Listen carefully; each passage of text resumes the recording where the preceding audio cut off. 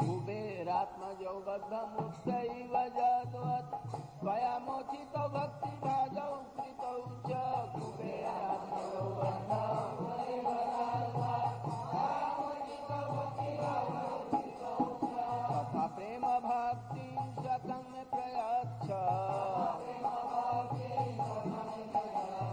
नमोऽस्ते ग्रहमेऽस्ति दामोदरेह।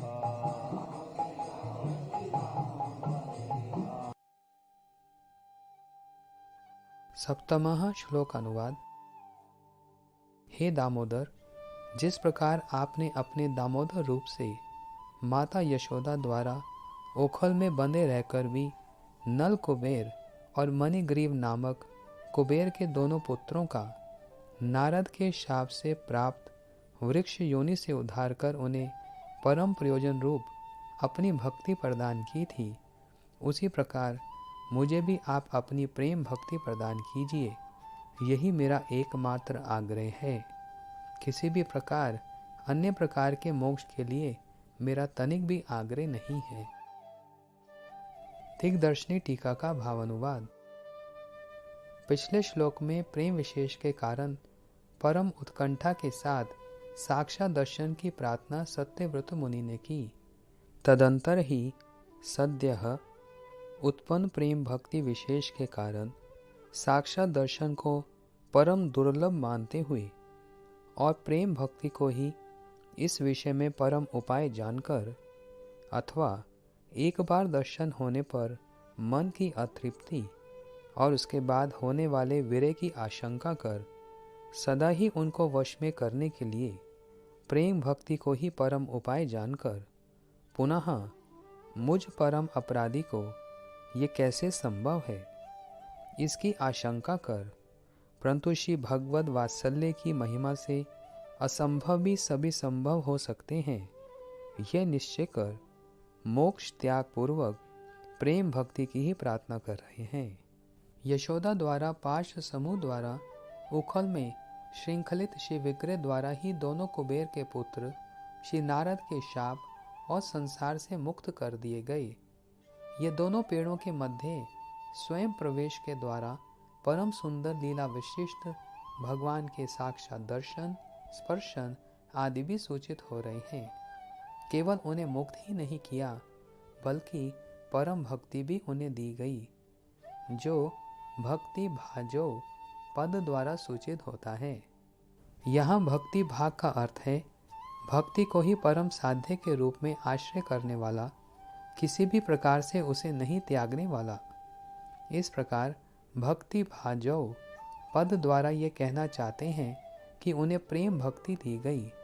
श्रीमद् भागवत में श्री भगवान की भी ऐसी उक्ति है, सजातो मयि भावो वामीप्सितः परमो भवः।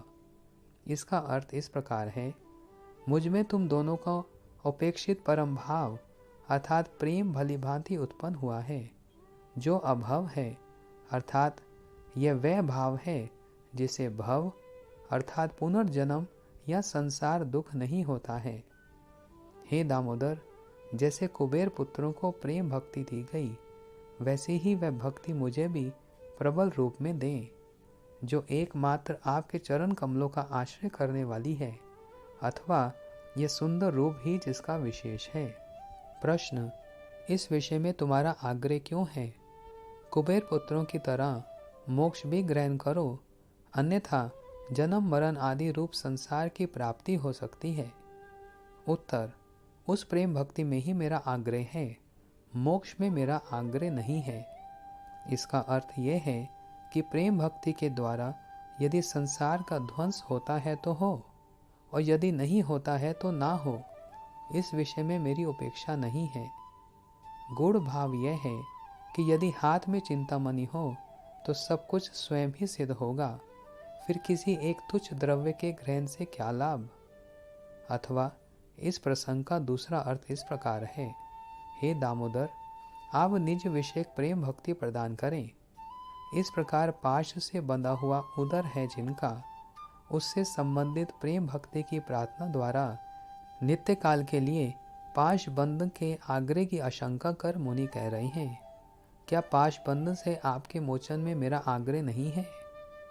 काकुर स्वर से कह रहे हैं, अवश्य है, किंतु इस स्वरूप में ही स्व विषय का असाधारण प्रेम भक्ति प्रदान करें, अथवा इस वृंदावन में प्रेम भक्ति प्रदान करें।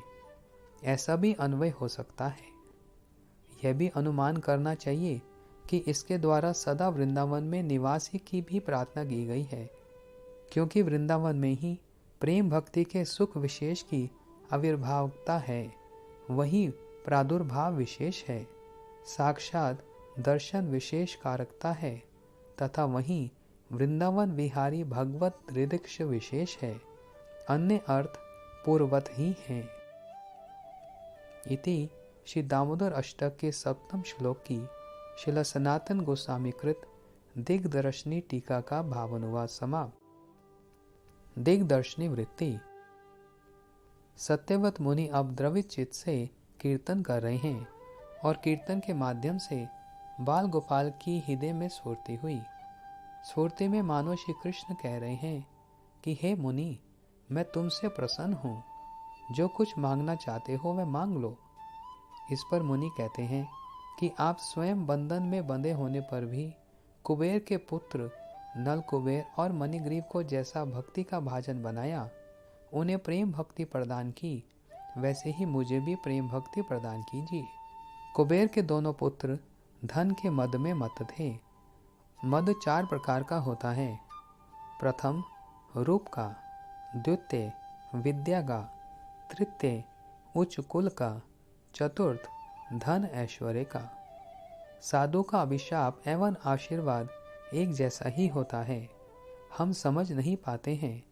उनके आशीर्वाद और अभिशाप दोनों में ही कल्याण है।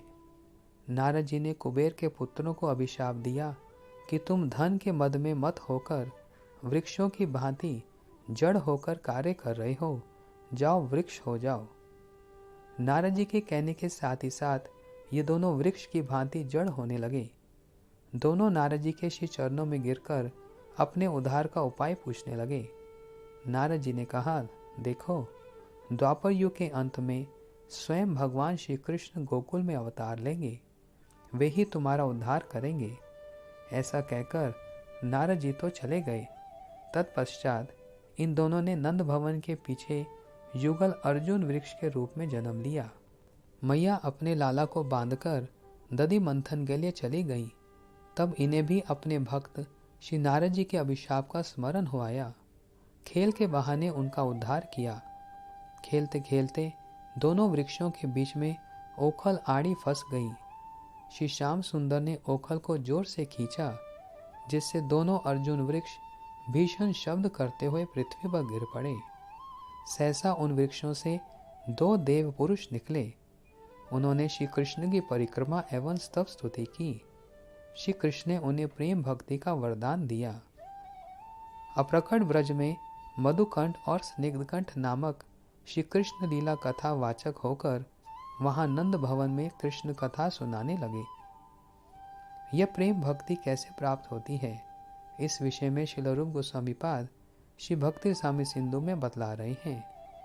आदो श्रद्धा ततः साधु संगो अथः भजन क्रिया ततो अनर्थ निवृत्ति ही स्यात् ततो निष्ठा रुचिस्ततः अथ आसक्ति ततो भावस्ततः प्रेम अबोध्य जंती साधका नाम्यम प्रेम्णः प्रादुर्भावे भवेत् क्रमः।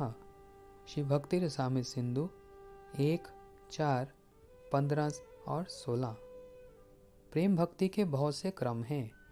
उनमें से शास्त्रों में वर्णित प्रसिद्ध क्रम का ही वर्णन यहाँ किया जा रहा है। भगवत विमुख जीव अनादिकाल से अपार संसार सागर के अनंत प्रवाह में पतित होकर इधर उधर भ्रमण कर रहा है।